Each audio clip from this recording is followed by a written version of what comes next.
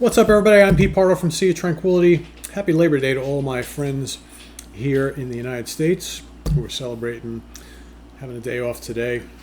Just kind of reflecting. Maybe you're out at a friend's house or family, a little barbecue, something like that, or maybe you're out doing yard work. Whatever you might be doing on this day, on this Labor Day, hope you make the best of it. I'm actually sitting here alone in the house with the dogs. My wife went upstate to spend 2 days with the kids and the grandkids. I'm here watching. I'm on puppy watch, so just been kind of sitting, hanging out down here in the dining room, kitchen area, listening to a lot of music, doing some stuff for the channel, busy work, getting ready for programs and shows and stuff like that. And I happen to be listening to this album, the CD that I recently got, a band new to me, but not a new band. I love when I discover stuff like that. Discover a band that maybe long forgotten, maybe only had an album or two or three and then just kind of disappeared off the face of the earth. But folks that were in the bands went on to other bands that maybe we listened to, but we just never really bothered to check this band out, or we'd never even heard of them, right? So I happened to discover one of these recently. Yes, in one of my recent rock candy hauls. The band is Cobra. The album is First Strike.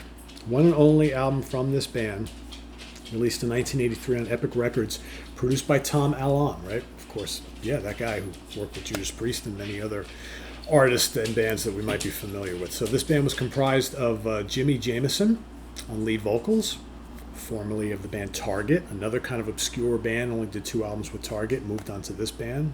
This band only released 1 album, then of course he wound up finding himself in Survivor not long afterwards. Mandy Meyer on lead guitar. Oh wait, yes. Wasn't that guy in Crocus? Yes, he was. Joined up with this band after he left Crocus. Also in the band, Jack Holder on rhythm guitar and keyboards, Tommy Kaiser on bass, and Jeff Clavin on drums. So it's kind of like a Swiss-American ensemble here. 41 minutes long, 10 tracks. Really good. Recorded down in Florida at DB Studios down in Miami. I think if you like some of Tom's productions that he's done, you're going to love this. To me, this kind of sounds like, if you can, and Jimmy is singing amazing on this record. Again, if you're hearing Jimmy Jamison and Survivor and you're thinking, this won't be any good, I don't like Survivor, rethink that. This is not like Survivor at all. To me, some of the guitar tones on this album, I mean, Mandy Meyer is shredding on this, and there's boatloads of riffs everywhere, but the production from Tom, coupled with the songs and the energy of this album, it's kind of like On Through the Night, High and Dry era Def Leppard meets with some of the heavier, more rockin' Kansas and some of the heavier, more rockin' Foreigner. There's a little bit of AOR melodic rock to some of this stuff, but this is pretty kicking, and Jimmy is sounding amazing. I always thought he was a really good singer.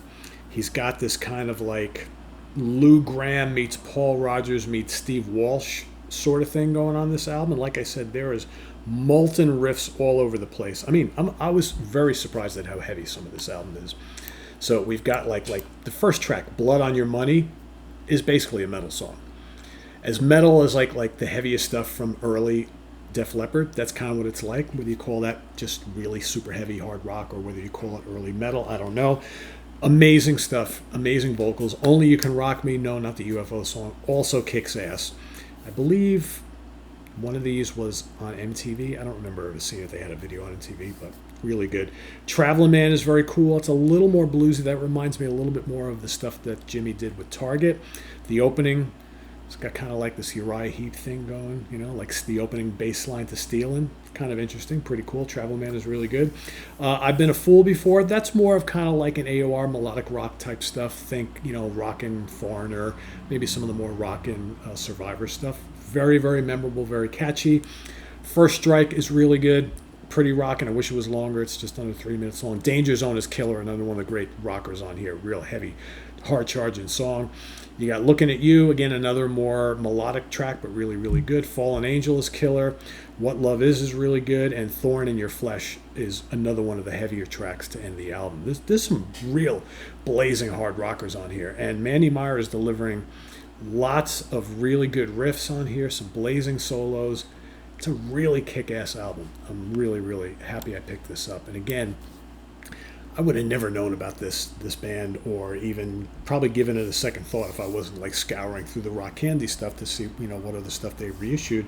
And then I saw, the name Jimmy Jameson. And, apologies to Stephen Reed, who insists that he spoke about this band and this album on a prior episode of the UK Connection that we've done together, and maybe it was the Survivor episode we did. And he probably talked about this band, relating to the Survivor story because of Jimmy, and I probably just didn't register at the time. But as I always say, better late than never to get into stuff like this.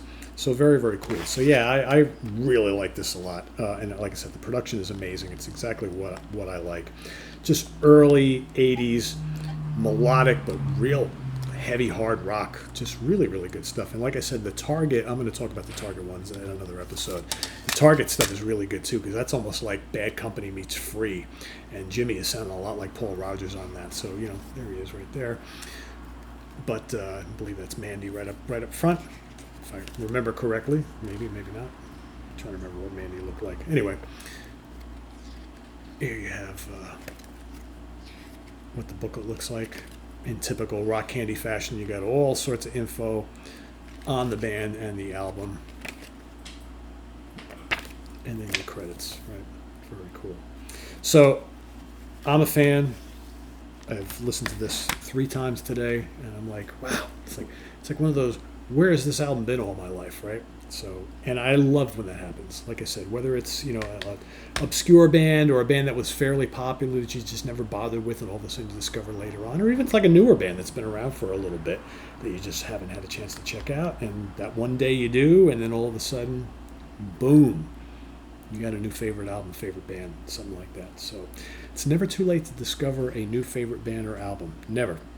Absolutely never. As long as you're willing to keep listening and discovering and reach out for stuff. And sometimes you got to do some digging. Sometimes you got to just take a chance, right? It happens. So yeah, First Strike by Cobra. I want to do more of this type of thing.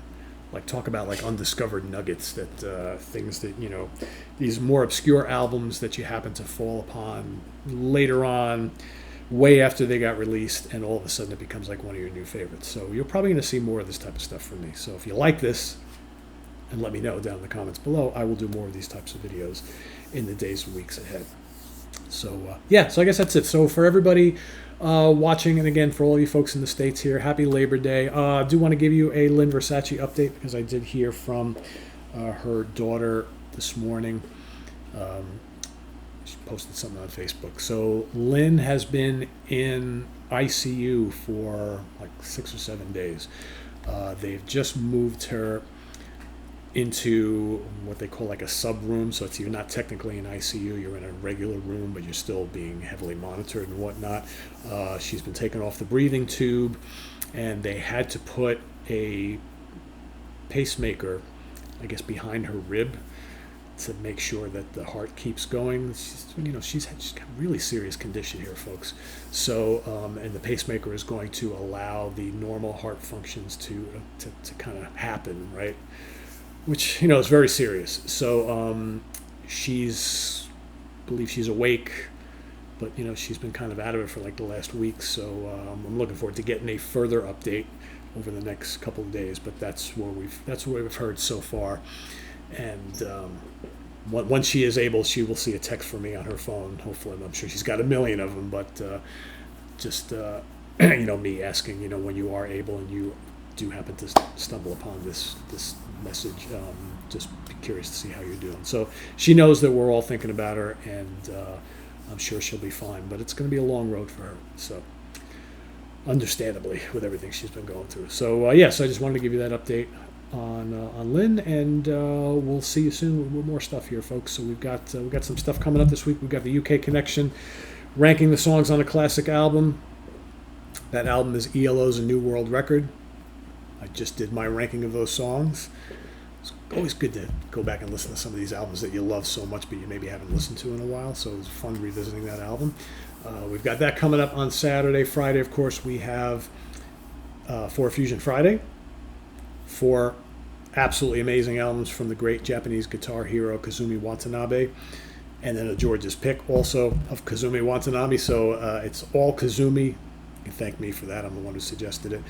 Really hard ranking, as always. George always picks out albums that are almost impossible to kind of separate from each other. But I've got my ranking ready to go. I think probably still going to tweak it. I haven't really. I sort of have it, but I'm kind of like, this one could go there and that one could go there.